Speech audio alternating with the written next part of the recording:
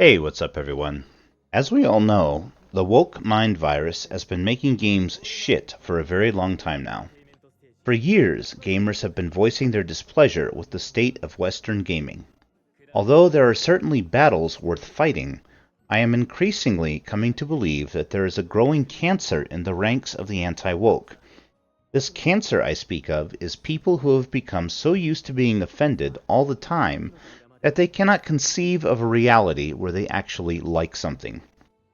It's like they look for things to be upset over. We absolutely should reject games like Concord, Dragon Age Veilguard, Assassin's Creed Shadows, Dustborn, and others.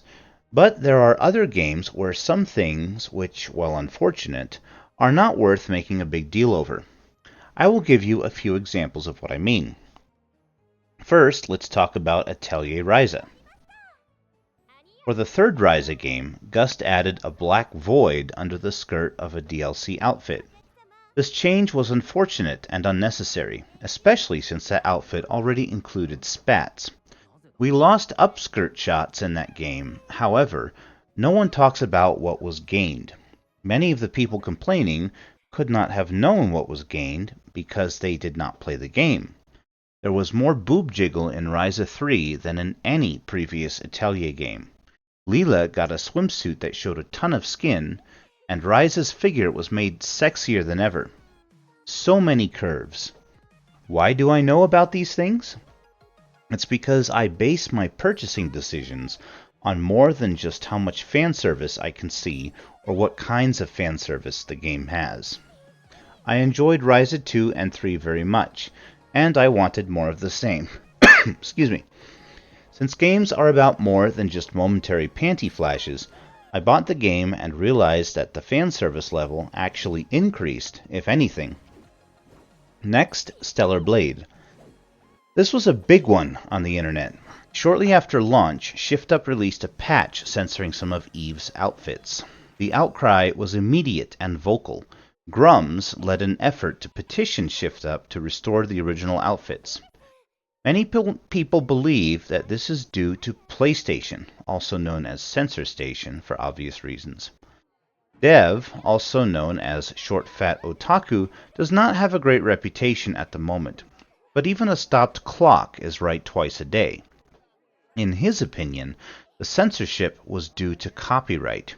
Shortly after development of Stellar Blade wrapped, South Korea began enforcing copyrights related to real-life outfits. Dev believes that ShiftUp had to alter several outfits which they had pretty much copied in order to avoid being potentially liable, and the ShiftUp CEO had to keep quiet to avoid admitting they used copyrighted content. Later on, ShiftUp released several new outfits which were basically uncensored variants of the original outfits. Were people satisfied though? No, they weren't. In spite of these uncensored variants, and in spite of the fact that ShiftUp has released even skimpier outfits since the uncensored variants were released, there are those who continue to cry censorship. Fan service is fan service, whatever form it may take. Is ShiftUp supposed to try and take into account everyone's standards for how much and what kinds of fan service is acceptable? That is an impossible task. Yes, the original outfits were censored, but does it even matter when we have gotten even better stuff since then? Finally, I want to talk about Monster Hunter Wilds. People are crying woke. Why? There are a couple of reasons. First of all, non-white characters. The monster hunters make contact with some desert dwellers who have dark skin. This does not mean woke. It depends on how these characters are written and their purpose for being there. Many desert dwellers in the real world have dark skin, so there is nothing unusual here at all. It's not like Japanese entertainment has never had non-white characters either. Second of all, we have the character Eric. Eric is an androgynous male who some anti-woke people have mistaken as a trans character.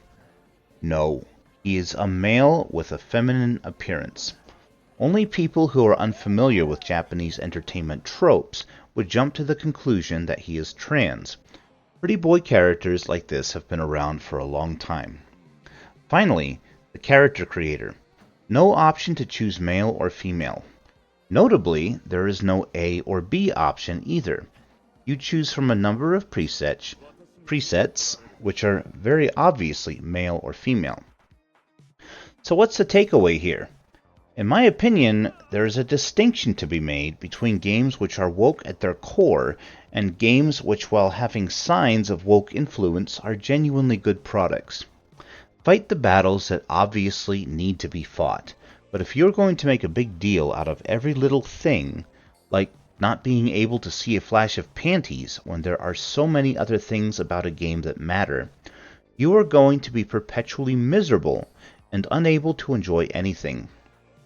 Atelier Yumiya is coming. People are calling it woke and censored in spite of the fact that the marketing material screams otherwise. No panty shots, they say. Actually, you can see flashes of panty during the combat maneuvers. What next?